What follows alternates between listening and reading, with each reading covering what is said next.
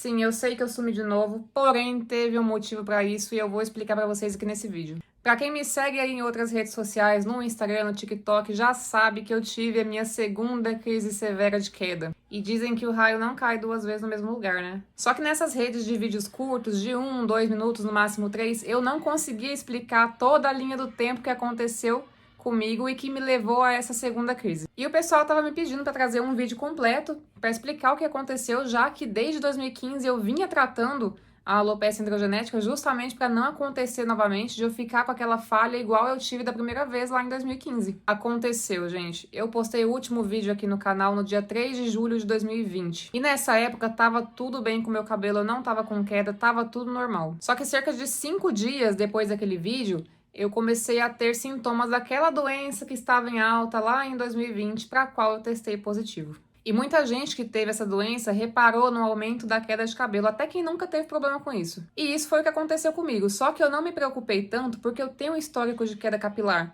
que às vezes está melhor, às vezes está pior, e assim eu vou levando a vida. Então, um dos primeiros alertas dessa minha segunda crise foi realmente essa sequela daquela doença, a queda de cabelo.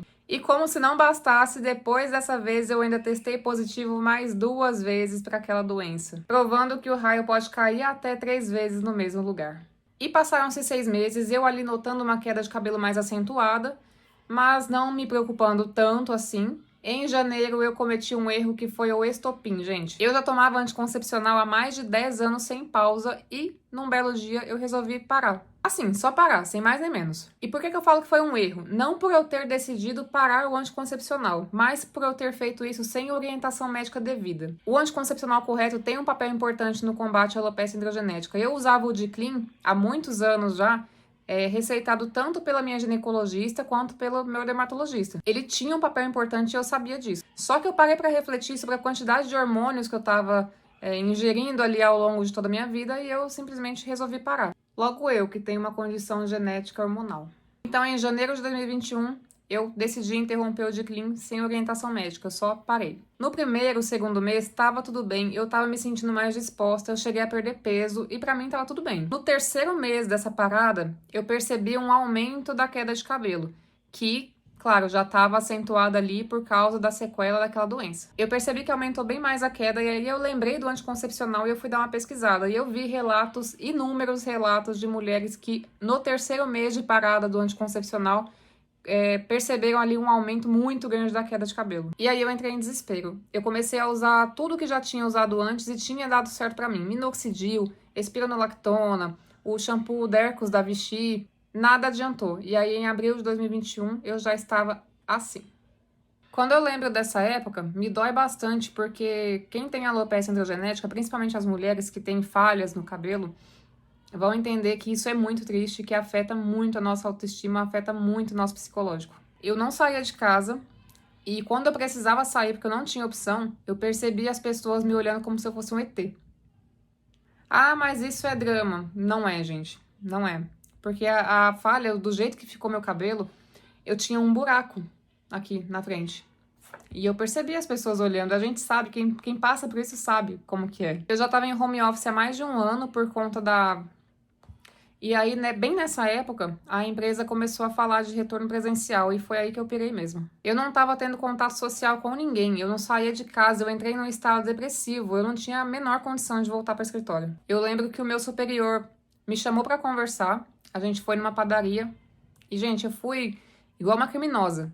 Eu fui com um moletom, com a touca, porque eu não queria mostrar a cabeça em canto nenhum. E aí eu expliquei a situação pela qual eu estava passando, ele entendeu e eu segui ali em home office. Outra coisa que agravou a minha situação é que eu não tinha mais o atendimento da minha antiga dermatologista, eu tinha que achar outro. E vocês sabem que essa pode ser a parte mais difícil, né, de lidar com a alopecia androgenética, é achar um profissional que olhe para a alopecia e entenda e não trate apenas como uma quedinha de cabelo normal, toma aqui esse Pantogar que vai resolver. Dito e feito, eu passei por 5 dermatologistas pelo meu plano de saúde na época e com todos eu saí do consultório com receita de vitamina. E foi muito frustrante porque eu levava todo o meu histórico, gente, eu documento tudo, desde 2015 eu documento tudo, eu tenho tudo guardado.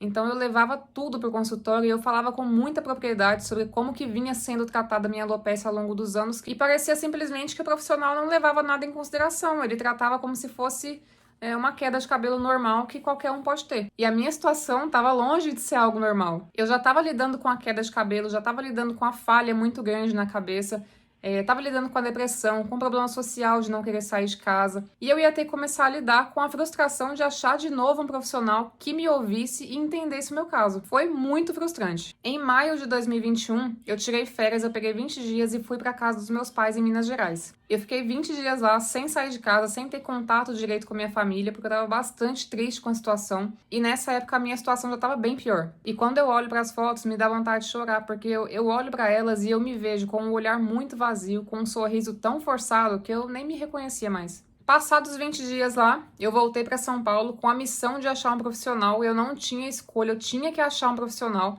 porque eu sabia que se eu não começasse a tratar imediatamente, eu ia ficar com o topo da cabeça totalmente aparente muito rápido. Foi aí que eu encontrei o dermatologista Fábio Timoner, que me passou bastante confiança e eu comecei a fazer o tratamento com ele. Nesse vídeo aqui, pessoal, eu vou fazer um resumo de como que foi toda a linha do tempo e depois eu vou subindo os vídeos detalhando os medicamentos, dos procedimentos que eu fiz. Tem muita coisa para ser falada. Eu tenho vídeos dos procedimentos que eu fiz, que o Fábio me autorizou fazer vídeos. E se eu colocar tudo nesse vídeo aqui vai ficar muito longo, tá? Então eu vou resumir os acontecimentos e depois eu venho com vídeos detalhando cada coisa. Ele me receitou na primeira consulta a finasterida e o minoxidil tópico, que eu já havia usado. A finasterida eu nunca tinha usado. E aí eu comecei a fazer o uso dessa medicação. Nessa primeira consulta, ele também me apresentou o procedimento de microagulhamento capilar, que é a injeção de ativos diretamente no couro cabeludo. Eu nunca tinha feito até então. O Fábio me explicou que a minha situação já estava bastante grave e que se eu pudesse, seria bom começar ali o tratamento com microagulhamento em complemento ao tratamento domiciliar. E assim eu fiz. Eu fechei com ele o pacote de 6 sessões de microagulhamento, uma vez por mês, de junho até novembro de 2021. E, gente, eu posso dizer que o microagulhamento foi primordial na recuperação do meu cabelo. Depois da 6ª sessão de microagulhamento, em novembro de 2021, eu não fiz mais nenhuma, nem para manutenção. Eu segui com o minoxidil. Em determinado momento, eu voltei com a espironolactona. Se você ainda não viu os outros vídeos do canal, dá uma olhadinha. Tem um vídeo que eu falo sobre o minoxidil.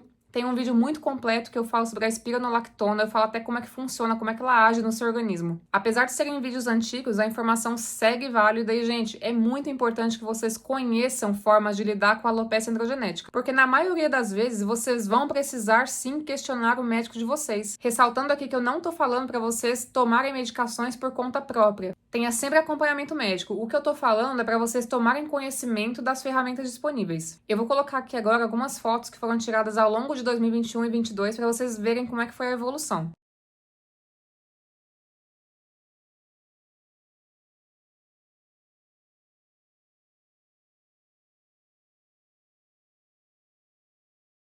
Mas como a nossa vida é sofrida, batalhada, ela é difícil. Em 2022 eu ia começar uma nova luta, a quebra capilar. Aqui no topo da cabeça eu ia conseguindo recuperar, mas o comprimento do meu cabelo, ele ia afinando cada vez mais, até eu ter que ir cortando, sabe? E aí eu descobri que o que mantinha o meu cabelo com um aspecto bonito, comprido, que aumentava o ciclo de vida dele, era o anticoncepcional. E, gente, eu lutei muito contra a vontade de voltar a tomar o anticoncepcional. Eu pensava assim, tudo bem lidar com excesso de hormônios e efeitos colaterais, risco de trombose. Eu vou voltar a ter meu cabelo bonito de novo. Olha a cabeça da pessoa. Olha como que a autoestima mexe com a gente. Mas eu resisti e até hoje eu não voltei a tomar anticoncepcional. E assim eu ia seguindo o jogo. Meu cabelo crescia um pouco, aí ele afinava, ficava aquele fiapinho e eu cortava. Mas, meus amigos e minhas amigas, o universo decidiu que a luta ainda estava muito leve. Até o final de 2024, a minha franja nunca mais tinha quebrado desde o início do tratamento lá em 2021. Mas aconteceu.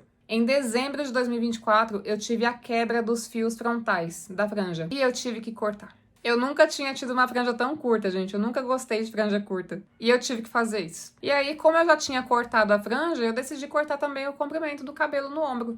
De novo, eu nunca tinha tido um cabelo tão curto. Mas no fim das contas eu acabei gostando aí do comprimento mais curto. Só a franja mesmo que eu fiquei meio...